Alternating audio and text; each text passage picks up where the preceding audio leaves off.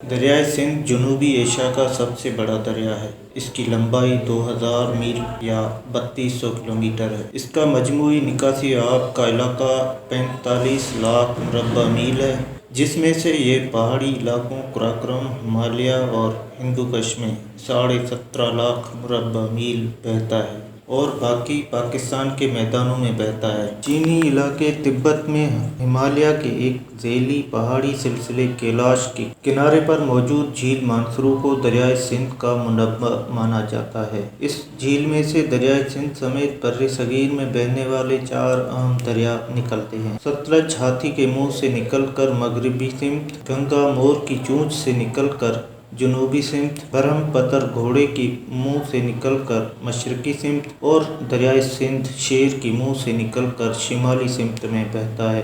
ایک زمانے تک دریائے سندھ کی تحقیق جھیل مانسرو تک ہی سمجھی جاتی تھی، حتیٰ کہ 1811 عیسوی میں ولیم مور کرافٹ نے اس علاقے میں جا کر بتایا کہ دریائے سندھ کا نقطۂ آغاز جھیل مانسرو نہیں بلکہ جھیل میں جنوب سے آ کر ملنے والی ندیاں ہیں۔ اسی نظریہ پر مزید تحقیق کرتے ہوئے سٹیون ہیڈن 1907 عیسوی میں جھیل سے 40 کلومیٹر اوپر سنگی کباب یا سینگے کباب کے علاقے میں جا پہنچا، جہاں بہنے والی ندی گارتنگ ہی جھیل مانسرو کو پانی مہیا کرتی ہے، اس لیے گارتنگ ندی دریائے سندھ کا نقطۂ آغاز ہے۔ سنگی کباب کا مطلب ہے شیر کے منہ والا، اسی مناسبت سے دریائے سندھ کو شیر دریا کہا جاتا ہے۔ گارتنگ ندی شمال مغربی سمت سے آ کر جھیل مانسرو میں ملتی ہے، یہاں سے دریا لداخ کی سمت اپنا سفر شروع کرتا ہے۔ دریا کی شمال میں قراقرم اور جنوب میں ہمالیہ کے سلسلے ہیں۔ وادی نیبرا کے مقام پر سیاچن گلیشیئر کے پانیوں سے بننے والا دریا نیبرا اس میں آ کر ملتا ہے، پھر دریائے سندھ پاکستانی علاقے بلوچستان میں داخل ہو جاتا ہے۔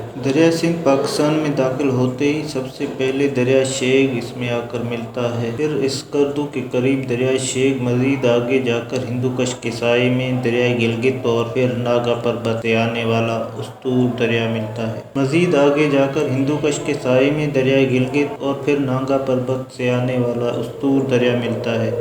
اونچے پہاڑوں سے جیسے ہی دریائے سندھ نشیبی علاقے میں داخل ہوتا ہے، تربیلا کے مقام پر ایک بہت بڑی دیوار بنا کر اسے ڈیم میں تبدیل کر دیا گیا ہے، جو تربیلا ڈیم کہلاتا ہے۔ تھوڑا سا آگے جا کر جرنیلی سڑک کے پاس اٹک کے مقام پر دریائے کابل اس میں آ ملتا ہے۔ دریائے سندھ کا سفر پٹھواری علاقے سے چلتا ہوا کالا باغ تک جاتا ہے، جہاں سے دریائے سندھ کا پہاڑی سفر ختم ہو کر میدانی سفر شروع ہوتا ہے۔ کالا باغ کے مقام سے لے کر مظفر گڑھ تک دریائے سواں اور کرم دریا اس میں شامل ہوتے ہیں۔ مزید آگے جا کر کوہ سلیمان سے آنے والا گومل دریا دریائے سندھ میں شامل ہوتا ہے۔ مظفر گڑھ سے تھوڑا آگے جا کر پنجنت کے مقام پر پنجاب کے پانچوں دریا جہلم، چناب، راوی، ستلج، بیاس آپس میں مل کر دریائے سندھ میں سما جاتے ہیں۔ گڈو سے سندھو دریا جنوبی سمت میں بہتا ہے، سکھر شہر کے بیچ سے ہوتا ہوا لاڑکانہ اور موہنجو دڑو کے مشرق سے گزرتا ہوا سیون کی پہاڑیوں تک آتا ہے۔